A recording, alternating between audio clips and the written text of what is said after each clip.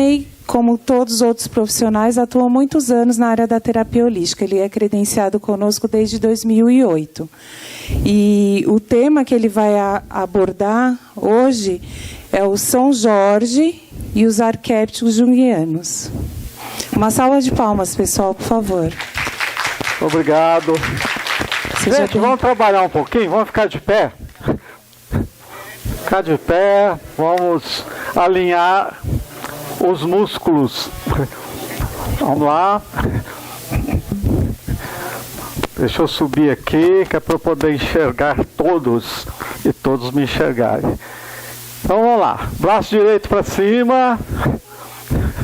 Braço esquerdo. Quem mandou baixar o direito? Isso. Vamos juntar as mãos, tá? Assim, olha para a mão. Cuidado para não ficar tonto. Volta. De novo, vamos olhar para a mão. Vamos procurar alinhar a coluna nessa posição vertical. Vamos baixar o braço para frente.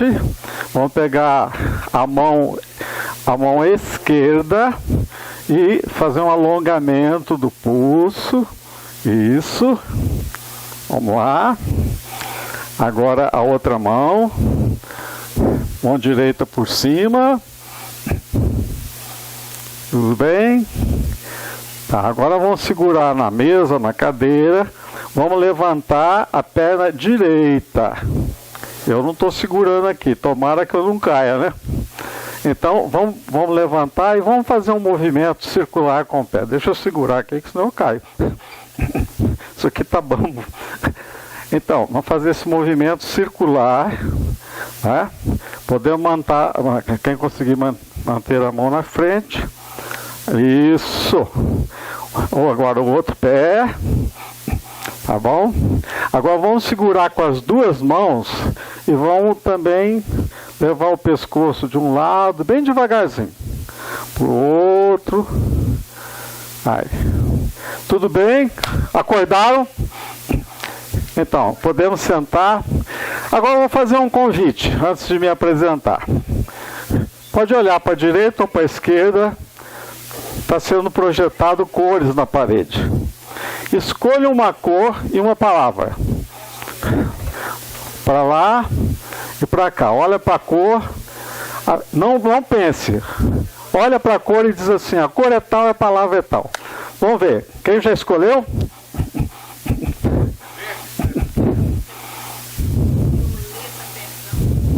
Perdão. Espiritualidade. Mais alguém indicar? E a palavra? Rosa. Rosa, amor. Amor, beleza. Azul, gratidão. Azul, gratidão. Tá bom, tá ótimo. Verde, quem falou? E a palavra? Esperança, legal. Muito bem, nós acabamos de associar um símbolo a uma palavra. E nós vamos falar sobre isso. Então, meu nome é Sidney Nascimento, como já foi dito. E eu vou contar um pouquinho sobre a minha história, bem rapidinho. Eu era de exatas. Eu formei em física, estudei econometria, informática. E eu era cabeção, né? Daqui para cima. Até um dia que eu arranjei um amor, né? Tá lá atrás, sentada.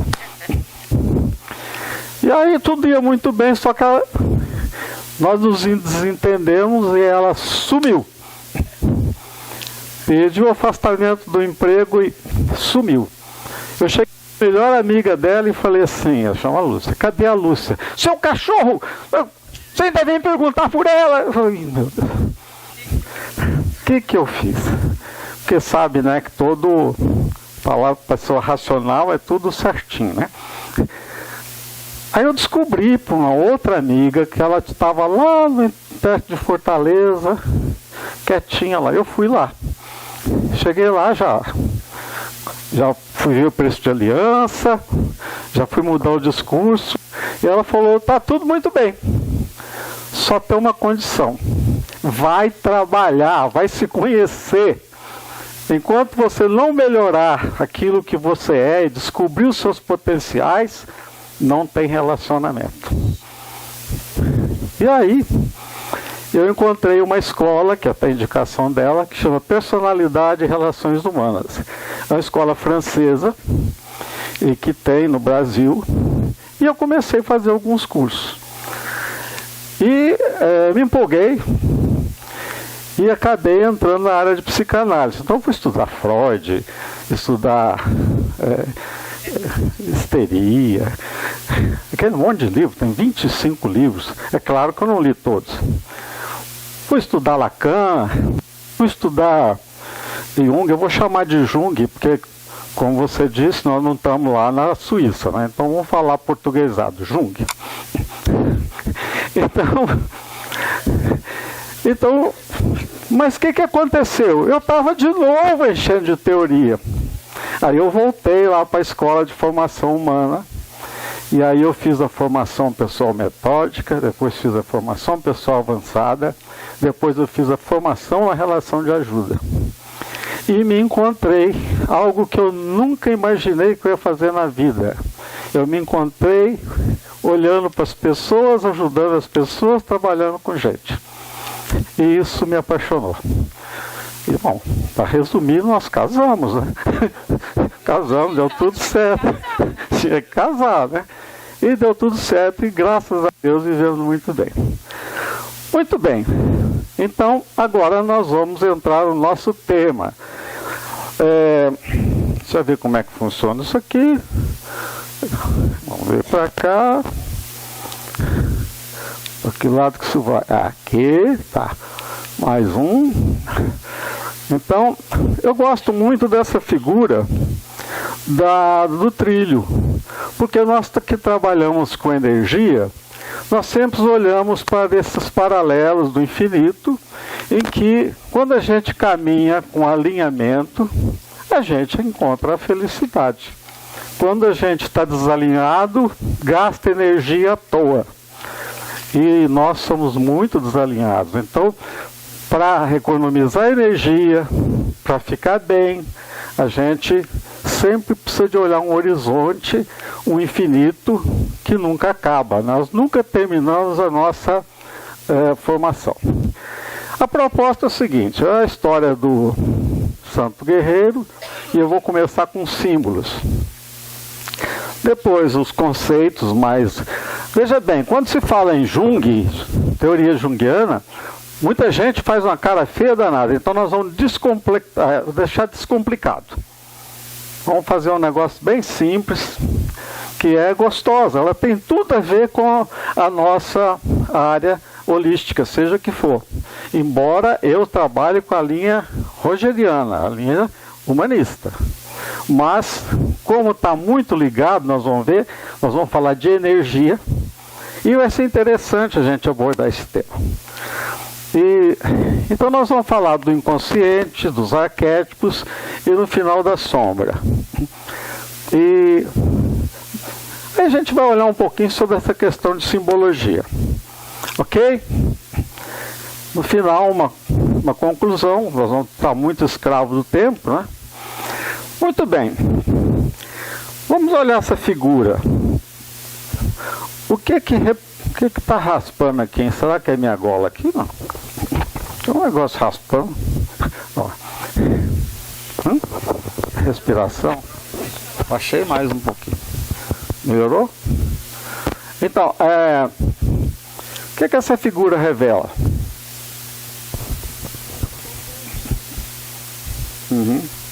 Interessante. Veja bem, se eu olhar num plano assim geral, nós estamos vendo uma guerra, uma luta entre o bem e o mal. Depois nós vamos olhar cada símbolo que tem aqui. Veja que tem uma espada, tem uma lança, tem dragão, tem fogo, tem capa vermelha, tá? Tem um cavalo branco. Então nós temos um monte de símbolos. E para falar em símbolos, eu vou começar citando o filósofo Leonardo Boff. O Leonardo Boff, o que foi? O susto. Gente boa. O Leonardo Boff, ele conta uma história num livro que chama Os Sacramentos da Vida e a Vida dos Sacramentos. E ele estava na Alemanha e recebeu uma carta. E nessa carta estava escrito: caro irmão Leonardo, Deus esteve no seio da nossa família, olhou um a um e escolheu o melhor de nós. Deus levou o nosso pai. Junto com a carta, ele segue o último cigarro que ele fumou. Então, o Leonardo pegou aquela quimbazinha de cigarro de palha e colocou na mesa dele. O que significava o cigarro de palha para o Leonardo? Vamos lá? Lembrança do pai. Ele olha para o cigarro e lembra do pai. E da faxineira, que chega lá e vê um toco de cigarro em cima da mesa. Sujeira.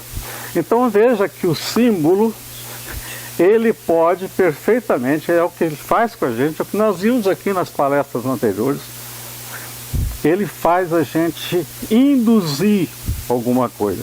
Nós estamos muito acostumados com o raciocínio lógico, o raciocínio, o pai é bom, né? A mãe é boa, o filho é bom, aquela dedução.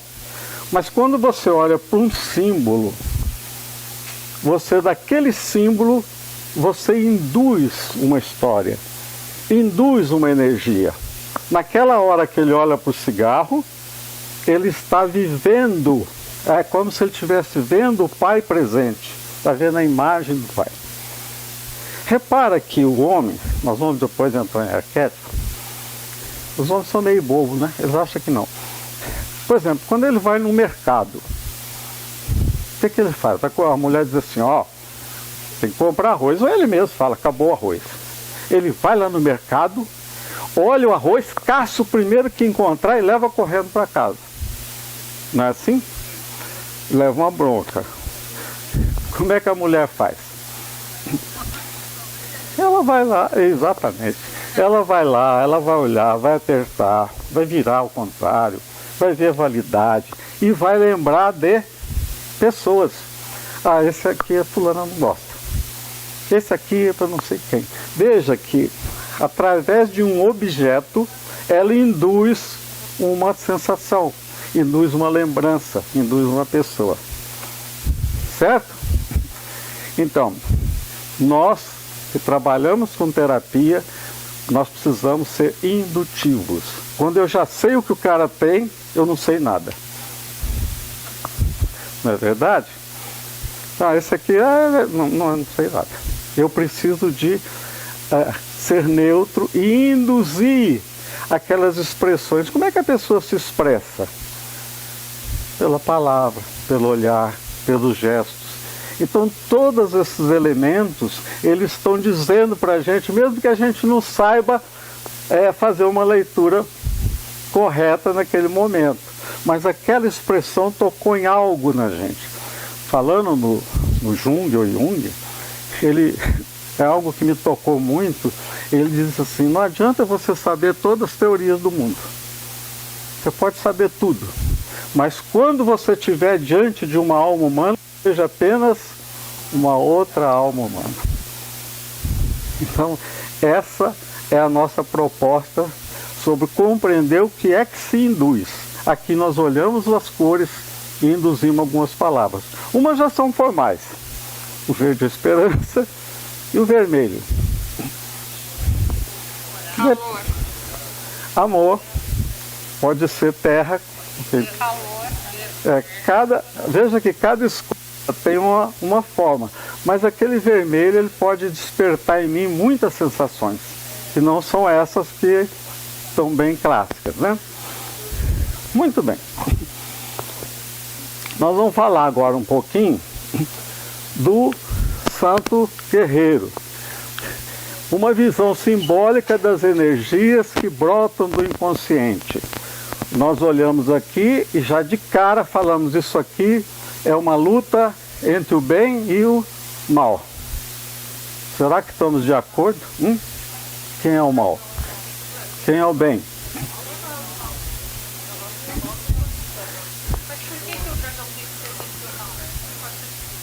Porque nessa simbologia, ele representa o mal. É um bicho feio, olha lá, olha que coisa horrorosa. Olha só, cheio de garra, ele cospe fogo. Olha a cara feia dele. Mas eu concordo com você. Mas eu vou fazer outra pergunta. Dragão existe? Depende. Depende. Depende. Hã? Dragão. Não existe? O de Komodo existe. Bom, eu tô vendo ali um dragão. Então existe.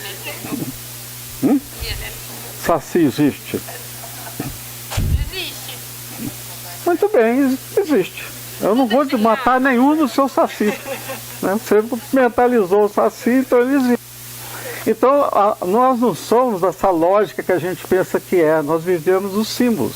Eu mentalizei um saci, eu estou vendo o quê? Um saci. Que jeito que é saci? Não sei. Ela mentalizou o saci dela. Tem cachimbo ou não tem cachimbo? Sim, é de Jequitibá. Pronto. Percebe como são as coisas? Então, quando nós entramos nessa área das sensações, nós entramos na área do sonho, nós entramos na área daquelas energias que fluem, às vezes a gente nem sabe direito, nós não podemos ter lógica, porque senão a gente estraga o sentido da coisa. Mas vamos então no Santo Guerreiro. O São Jorge, a história dele é uma história muito rica, porque tem várias versões. E por que tem várias versões? Porque ele surgiu no século III, nós estamos falando no ano de 275. E olha que isso aí foi narrado de pessoas para pessoas, de cultura para cultura. Então são várias histórias. O que acontece é que na história do santo, até a própria igreja, ela tem, cada um tem, eu já peguei várias pesquisas, cada um conta uma história diferente. E é normal que acontece, as lendas. Vou dar um exemplo do Brasil. O padre Cícero, para uns, é um santo. Para a igreja, ele foi excomungado. Quem que está certo? Não sei. Porque a percepção, ela é de cada um. Então, nessa versão que eu vou falar aqui, ele nasceu na Capadócia, que é nessa região aqui, onde hoje é a Turquia. Nasceu nesse ano aí de 275. E ele era filho de um soldado romano. E como filho de soldado, um soldado até com um certo nível. E a mãe dele era palestina. Então ele teve a influência da mãe e teve a influência do pai. Logo cedo, ele resolveu aprender as lutas, imitando o pai. E ele então se tornou, logo que pôde, um soldado igual ao pai. E o pai morreu numa batalha. E aí a mãe vai para a Palestina, quando ele era jovem ainda. Eu vou mudar a tela aqui. Deixa eu voltar essa aqui. Essa aqui, olha bem. Nós estamos aqui com um mapa. Aqui é onde começa o Oriente, aqui é a Europa. Essa pontinha aqui, ó, é a bota da Itália. Então aqui é a Itália. Isso aqui tudo, a Romênia ainda existe, né? Aqui, esses países todos aqui, a Ucrânia, tal. Mas naquele tempo era diferente, né? A divisão era diferente. Era mais ou menos assim: aqui está a Itália, aqui está a Capadócia, e o pai morreu e eles vieram morar aqui na região da Palestina com a mãe. Quando a mãe morreu, ele recebeu uma herança. E ele foi, como soldado, ele foi para Roma, foi chamado lá e se tornou um protegido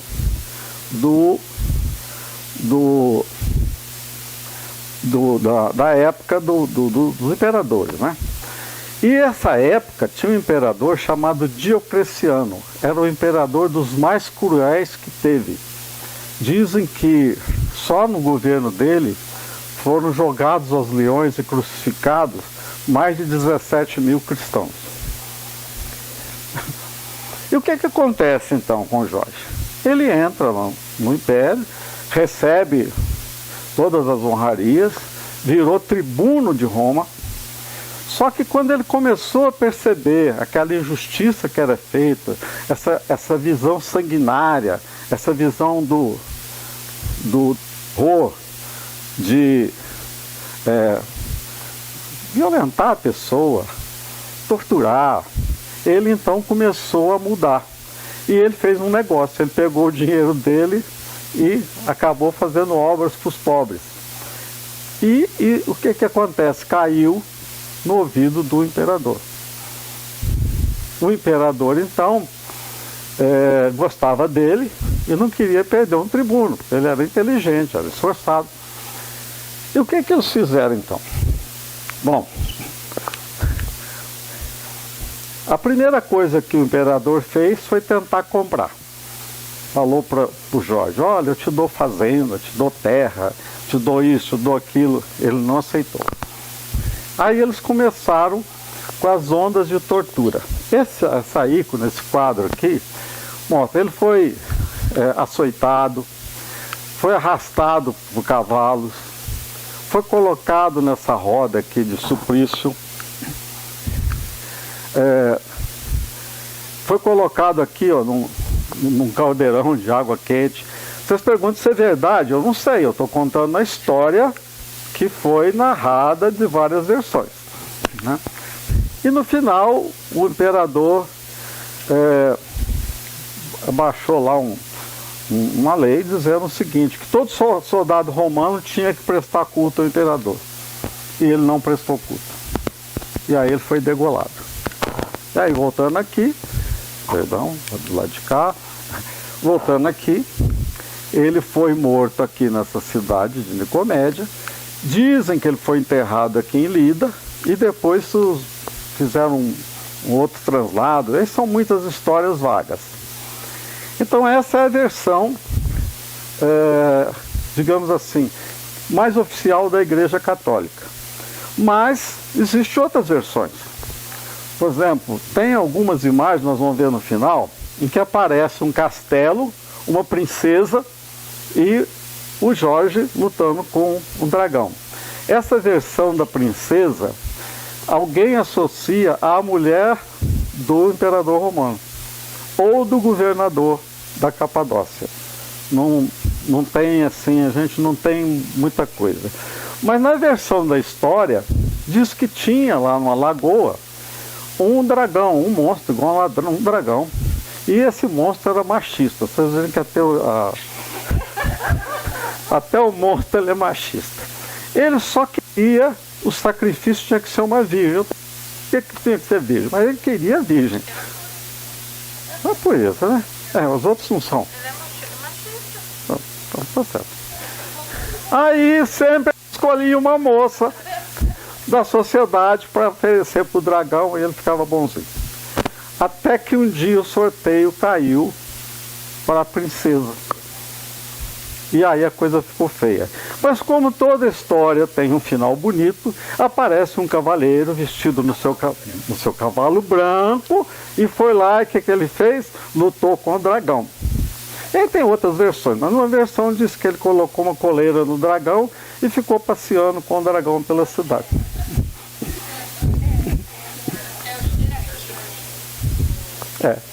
Então como é que terminou essa história? Terminou que a princesa foi salva, como todo conto, né? Que a gente gosta de ouvir, né? Final triste ninguém quer.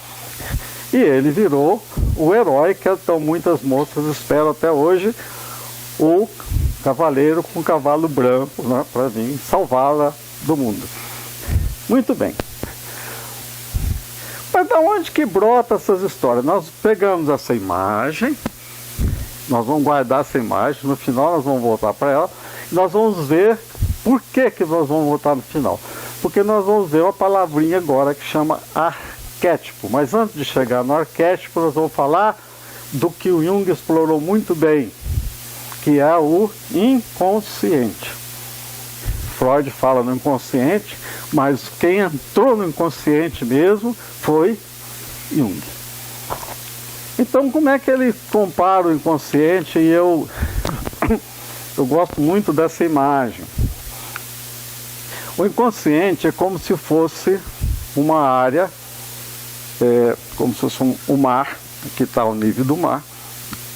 Daqui para baixo não é visível, não é consciente, não se percebe. Então, e aqui é o que a gente percebe. Então aqui, vamos dizer que aqui seja o olho da mente. A mente olha aqui e vê o que está emergido, vê isso aqui. Nós podemos chamar do self, nós vamos falar depois no arquétipo do self, nós podemos dizer que é o self emergido. E tem a maior parte do self, que é a nossa essência, ela está submersa.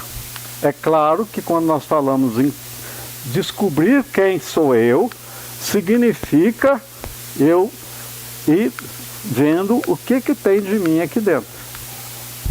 Mas essa parte do inconsciente, ela não é do nosso conhecimento, por isso que é inconsciente. Muito bem. O que acontece? Nesse inconsciente, existe pontos de energia, mas essa energia está no estado potencial, é como se fossem cápsulas que estão lá. Veja bem,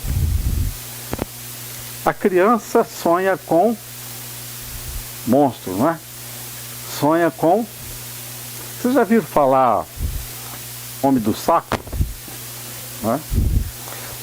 Tinha até recentemente, tem a loira do banheiro.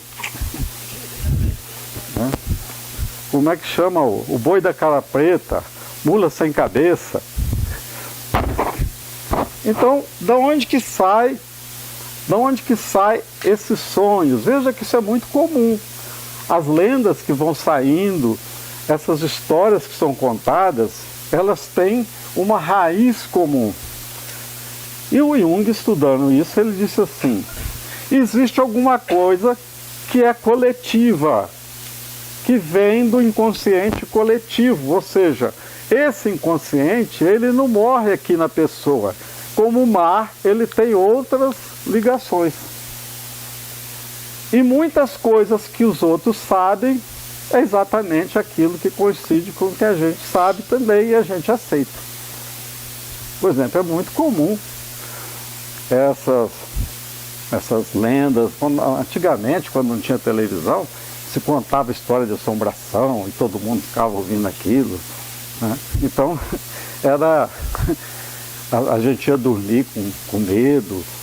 Então hoje nós estamos um pouquinho meio assim perdido, nós não estamos explorando mais esse lado lúdico, esse lado fantasioso, mas a fantasia está dentro de nós.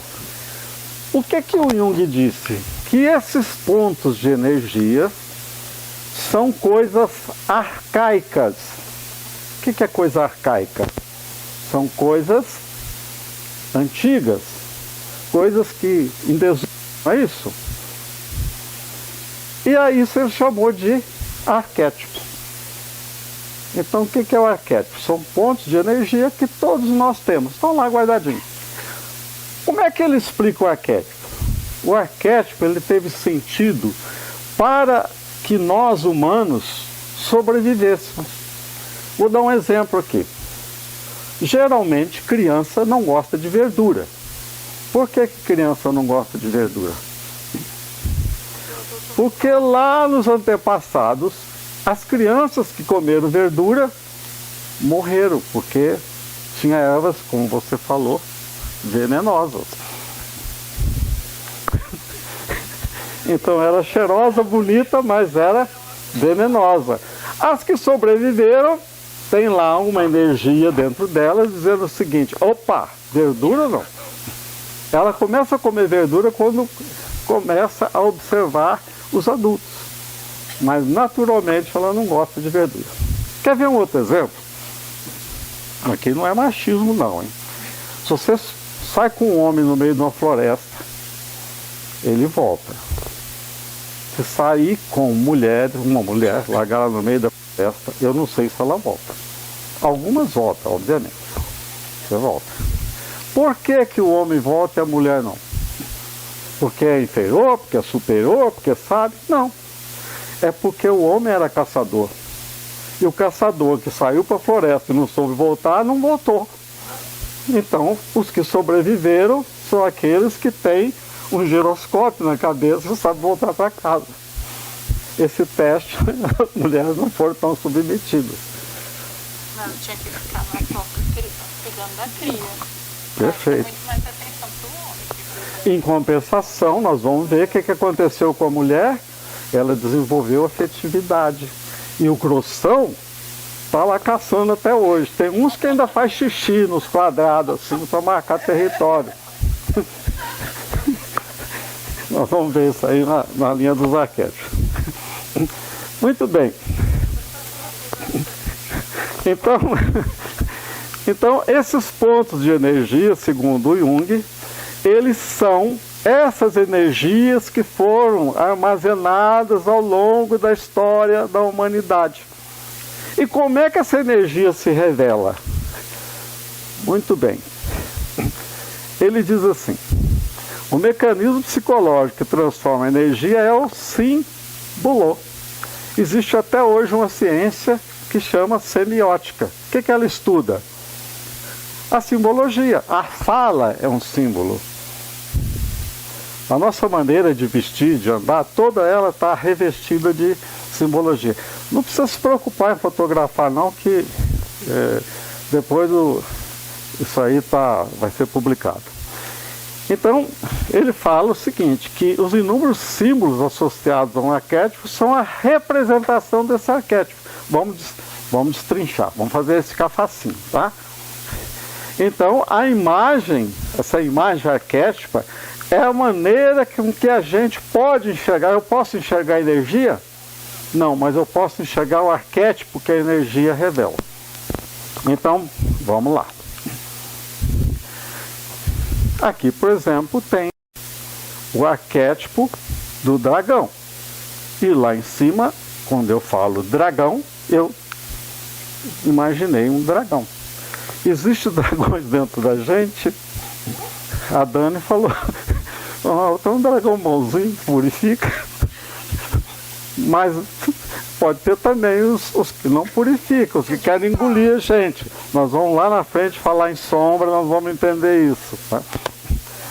Então, segundo ele, cada arquétipo, aqui tem alguns pontos de energia, mas imagina que são infinitos. Cada arquétipo tem uma maneira dele se manifestar através de um símbolo. Alguns não se manifestam, porque não foi tocado, não foi despertado. Ninguém mexeu com eles. Uma hora mexe. Então, o que o Jung descreveu? Pegou uma lista de arquétipos e falou assim, ó, esses arquétipos aqui são os arquétipos principais. Mas veja bem, mas eu sou da linha holística, por que eu tenho que entender esse negócio de energia, de arquétipo? Não, é porque, na verdade, quando nós trabalhamos com energia, é importante a gente saber a origem. Aqui nos falou muito das energias. Mas de onde que vieram essas energias? Então nós precisamos de entender de onde que vem essa energia, não é para teorizar. Uma vez eu tive um problema sério na vida, pessoal, uma psicóloga amiga minha, chegou para mim e falou, o que aconteceu com o seu filho foi que o ego se desentendeu com o superego e deu no que deu. Muito obrigado, tudo bem. Oi. Oi. Oi. Então, nada. Então não adianta eu querer teorizar, eu preciso de compreender que aquela pessoa, ela está revelando alguma coisa, e eu posso ajudá-la a perceber. Nós vamos ver na descrição dos arquétipos. Muito bem. Então, o que são os arquétipos? Então nós vamos pegar esses principais e vamos listar. O primeiro arquétipo é o arquétipo que ele colocou aqui, nessa ordem necessariamente não é assim. O arquétipo do pai. Veja que dentro de nós tem uma imagem de pai, como também nós vamos ver que tem a da mãe. Essa imagem do pai que eu tenho é do meu pai? Não necessariamente. Mas o que esse arquétipo me revela? O que eu sinto quando eu escuto a palavra pai? O que toca em mim?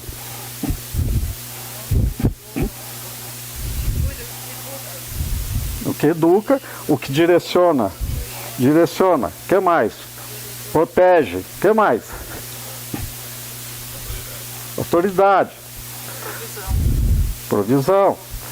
Mas, veja bem, todo arquétipo também é bipolar. O que significa quando alguma coisa é bipolar? Que é positivo ou negativo. Todo pai é herói? Não. Quantas vezes existe o pai bandido? Não é porque o pai me castrou. Mas muitas vezes eu culpo o meu pai por eu ter um fracasso. Eu tive um sucesso. Ah, meu pai também? Veja, quem é que está fazendo essa energia brotar? O arquétipo que eu tenho lá dentro do pai. São arquétipos, como eu disse, que são coisas arcaicas, e que se eu não tomar cuidado, eu vou começar a olhar o meu pai, não pela subjetividade dele, pelo que ele é, ou pelo que ele foi no meu caso, mas por aquilo que eu acho que é um pai. Eu sinto que o pai é isso. Filha minha já botou o dedo na minha cara e disse, né, você é o culpado por isso. E o que eu fiz? O que você faz? Quantas vezes acontece isso, né, com a gente? Né?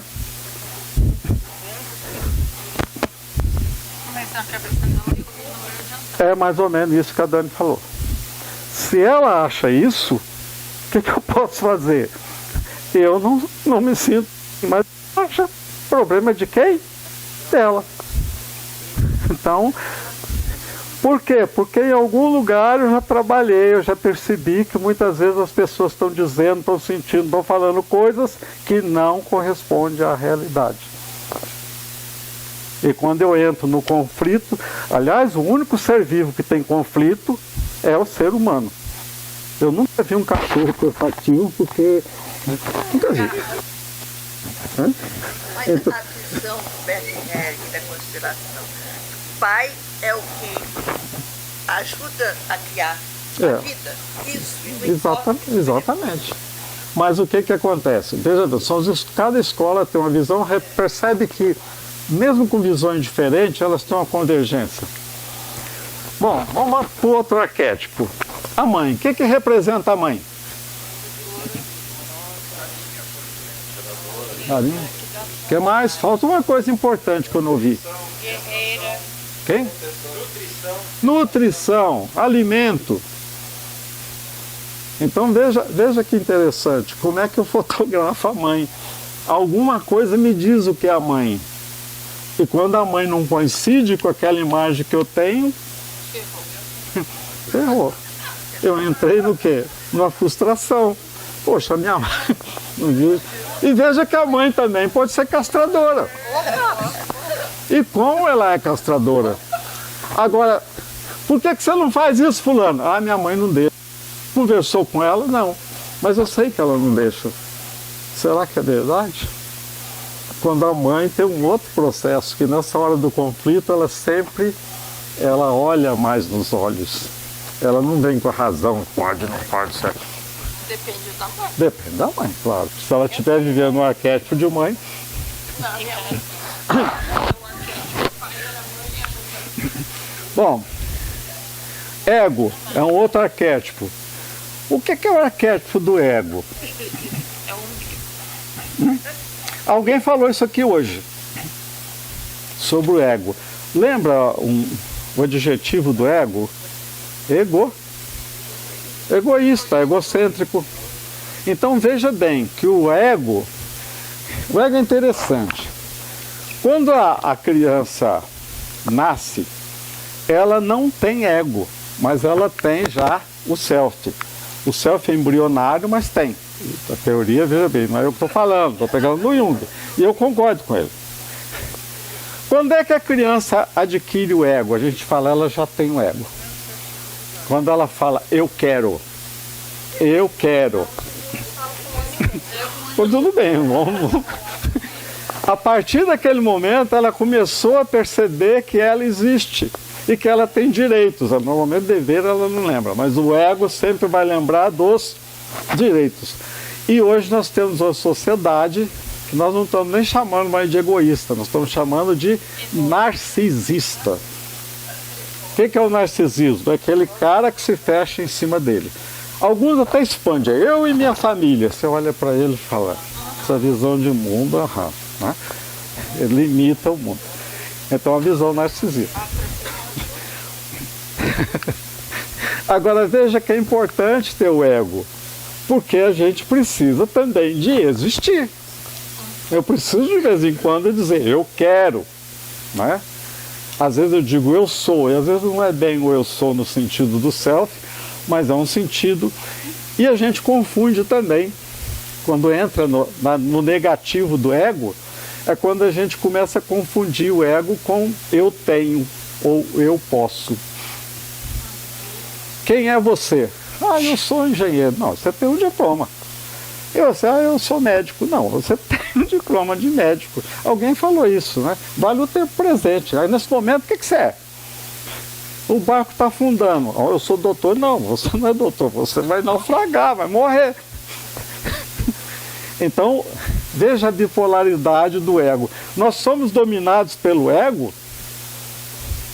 Esses tempos, eu continuo fazendo psicanálise. Quer dizer, eu atuo como psicanalista na linha holística, mas eu também faço.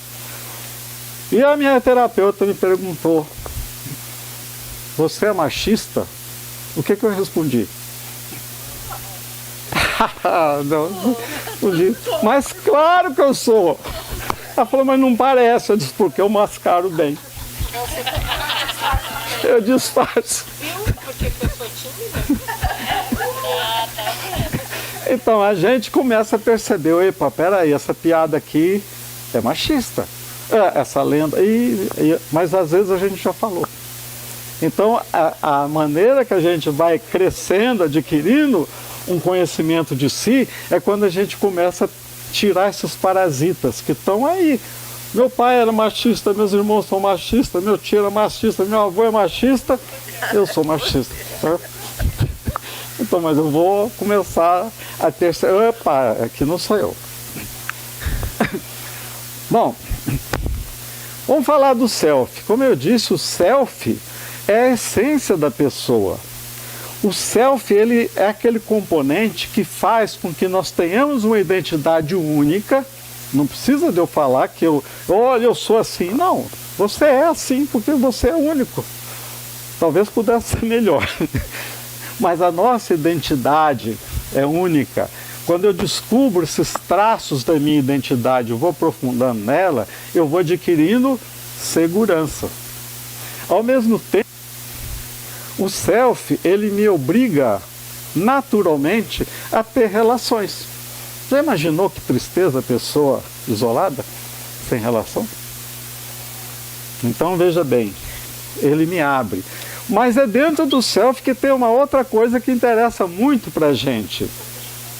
É a abertura à transcendência. É quando eu percebo que nós somos também seres espiritualizados. Eu não me basto sozinho. Eu tenho uma dimensão que vai além de mim. Certo? Como é que você conseguiu fazer isso? Eu não sei. Mas eu fiz. Uma força interior me fez... tá isso. Eu consegui conectar com algo que é maior do que eu. Então está aí o arquétipo. E o arquétipo da criança? Quem que pode me definir uma criança?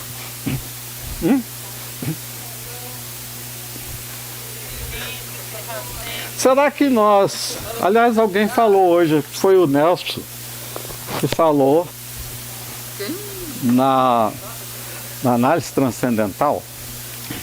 Ele falou o adulto, transacional, desculpa. O adulto falando com a criança. Veja que muitas vezes falta criança. O que é a característica da criança? Pureza. Não, segundo a Dani, não é tão pura assim, né, Dani? Não, Inocente. Mas tem um outro detalhe, a criança ela é extremamente criativa. Percebe? O Paulo Coelho tem um livro que ele escreveu, Monte 5. Ele conta uma história mais ou menos assim. Aconteceu um terremoto. As crianças assustam, choram, correm, pedem socorro, aquela coisa toda. No dia seguinte, o que acontece com os adultos? Eu perdi tudo que eu tinha. Minha casa. E o que acontece com as crianças? Vão brincar no... Você leu? É isso aí.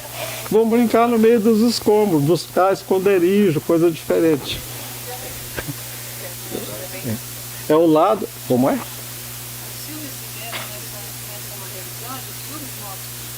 Uhum. Isso.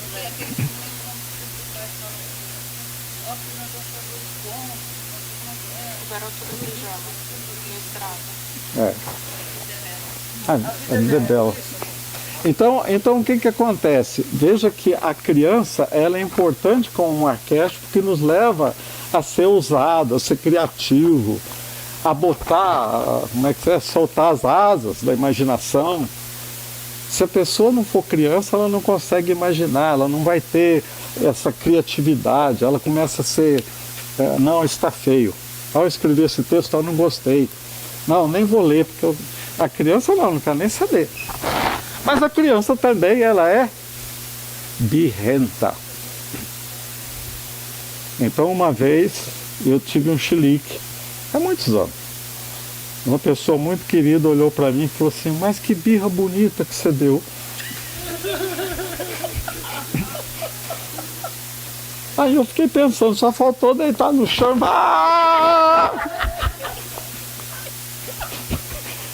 E hoje eu pergunto, hoje às vezes quando tem aquela brecha que você pode entrar dentro do outro, você diz assim, isso aí não é birra, não, você não está dando birra.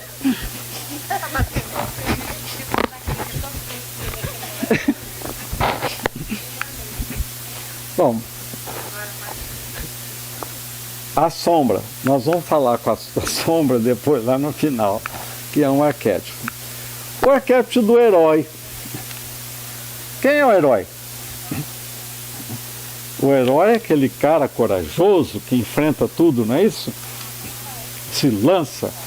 Muito bem, isso é ótimo. Atos heróicos, atos de vamos para frente, vamos fazer, vamos à luta, ótimo, isso é muito bom. Mas tem um herói também que é negativo. É aquele cara que quer ser reconhecido de todo jeito, então ele quer ser o herói para ser aceito. Alguém falou isso também, ser aceito, ser reconhecido, ser colocado, ser valorizado. E aí tudo ele tem uma bravata, tudo ele tem uma história. E às vezes até exagera na mentira.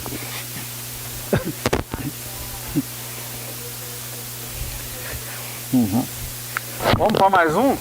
E esse aqui? O arquétipo da sabedoria. Essa aqui eu pego vocês. O que é a sabedoria? Não. A sabedoria não é isso. Vamos lá, Dani, você está aí polarizando a resposta, vamos lá. O que é? Dos mais difíceis. Segundo Jung, experiência. Segundo Jung, sabedoria, ela é tudo que a gente persegue na vida. A gente tenta estar bem informado, não sei o quê. Isso aí é parasita. A sabedoria é quando você encontra o seu self e é você mesma. Obviamente que isso é um estado, talvez se a pessoa chegar nesse ponto ela morra. Mas é a busca de encontrar a si mesmo, a procura de quem eu sou. E essa procura ela é eterna. Ela sempre nós estamos procurando a se compreender. Tem pessoas que passam pela vida e nem quer olhar para dentro dele. Essa pessoa, coitada, vai morrer na periferia. A pessoa que quer entender os seus funcionamentos, ela é sábia, porque ela começa a pesquisar aquilo que é importante dentro dela e aí ela se harmoniza com tudo, que é onde entra o nosso trabalho de harmonia. Agora nós temos o animus. Segundo Jung, o homem tem a ânima. O que é a ânima? Ânima é o lado feminino que todo homem tem dentro. Gente, não vão confundir isso aqui com homossexualidade. Homossexualidade é outra coisa. Aqui nós estamos falando eles também têm essa relação do jeito deles. Mulher tem o ânimos, que é o lado masculino dentro dela. O grande problema, já tinha te visto. O grande problema do conflito é quando a pessoa não aceita isso. Quando ele não aceita, ele se recusa a ser carinhoso, o homem, né? Se recusa a ter ternura, se recusa a crescer em afeto, porque ele acha que isso vai quebrar a masculinidade dele. Que bom se ele aprendesse a ser mais... E a mulher, ao contrário, ela fica sempre, às vezes, na passividade, porque tem medo de existir, tem medo de viver esse lado mais instigante, esse lado mais, digamos assim, esse lado que cutuca a pessoa, que estimula. Então é o conceito de ânima. Bom, vou passar mais uma. Eu vou pular aqui. Bom, aqui rapidinho, isso aqui seria um núcleo de energia. E aqui a representação desse núcleo. Segundo o próprio Jung, todas as vezes que eu tenho um complexo é uma série de arquétipos. Nós dizemos que um complexo tem infinito arquétipos. Pode ter um ou infinito. E quando ele é circular, ele é o arquétipo central, que é o arquétipo do self. Então, nós vamos ver mais aqui.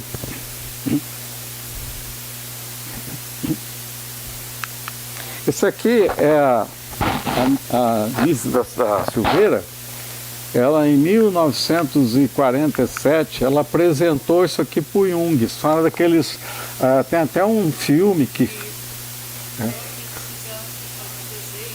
Isso, que ela percebe, e o Jung olhou e falou assim, aquilo que a cabeça não consegue revelar, a mão revela. E aí são os arquétipos que os doentes lá, né, fizeram. Aqui tem até o nome deles. Eu vou pular essas imagens aqui, porque nós vamos lá na sombra direto, para não passar em branco a sombra. O que acontece com a sombra? Então nós vimos aqui esses núcleos de energia que é adquirido veja bem, é do inconsciente coletivo, que nós nascemos com esses núcleos de energia. Mas existe algum tipo de núcleo de energia que foi construído na nossa vida. São os traumas, são os recalques. E esses núcleos, o que acontece? Eles aparecem na forma de sombra. O olho da mente olha para cá e não vê a pessoa, vê a nuvem. Então, por quê? Porque na verdade essa energia está impedindo, através do arquétipo sombra, veja, é um arquétipo que não é do inconsciente coletivo, mas está no inconsciente. Portanto, eu não sei. Eu não tenho conhecimento do que acontece. E aí é que precisamos de desenterrar esses traumas para que essa sombra seja eliminada e a pessoa consegue se enxergar. Perfeito? Então, vamos voltar aqui agora para esse aqui. Nós vamos falar um pouquinho sobre a simbologia. Então aqui está a princesa, lá está o castelo, aqui está o inimigo, que é o dragão, e aqui está o salvador da pátria. O vermelho significa terra, ou pode significar também guerra. A lança, ela tem um significado da arma que protege. Aqui não tem espada, mas a espada também significa a justiça. E o dragão pode significar o que a gente quiser. Em geral, a gente pode olhar o dragão sempre como aquela coisa ruim que quer nos devorar, que quer acabar com a gente. Ou seja, a gente precisa tomar um cuidado para perceber que nós somos maiores que o dragão. O cavalo branco significa força, significa virtude. Então, essa simbologia toda, aqui é a caverna do dragão, as várias, essa simbologia toda, elas estão presentes na nossa vida. Os símbolos, eles fazem o nosso dia a dia. Nós adoramos símbolo. Um exemplo, para encerrar. Perfeito? 5? Tá. Veja, por exemplo, a Igreja Católica. Não estou falando mal nem bem. A igreja tem um símbolo. Qual é? A cruz. Ela tem um inimigo. Quem é? Demônio. Ela tem uma meta. Qual é a meta? A santidade. E, assim como o demônio tenta, ela também tem um remédio, que são os sacramentos. Então veja que essa simbologia, ela vai atraindo a gente ao longo do dia a dia, ao longo da nossa vida. E hoje, a mídia, seja ela a mídia de todas as formas que existe, trabalham com o quê?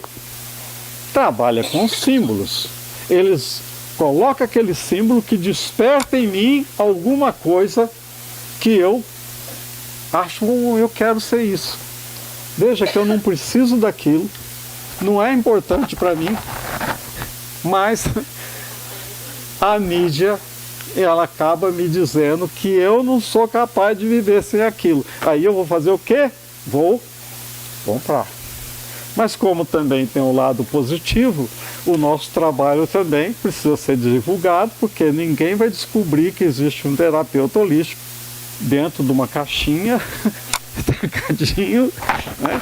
Ou não tem nenhum cliente. Claro, mas o cliente sabe que isso existe?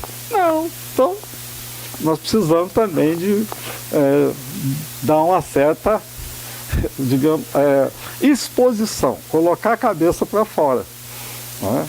Isso é necessário para que a gente seja conhecido. Perfeito? Eu vou abrir para pergunta.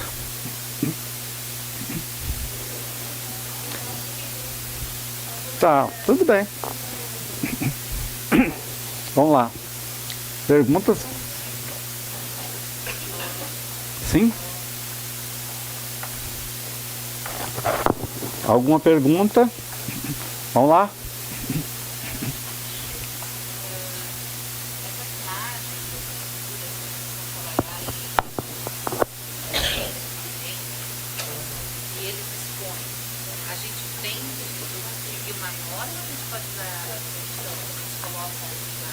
Você coloca a imagem para o cliente, é isso?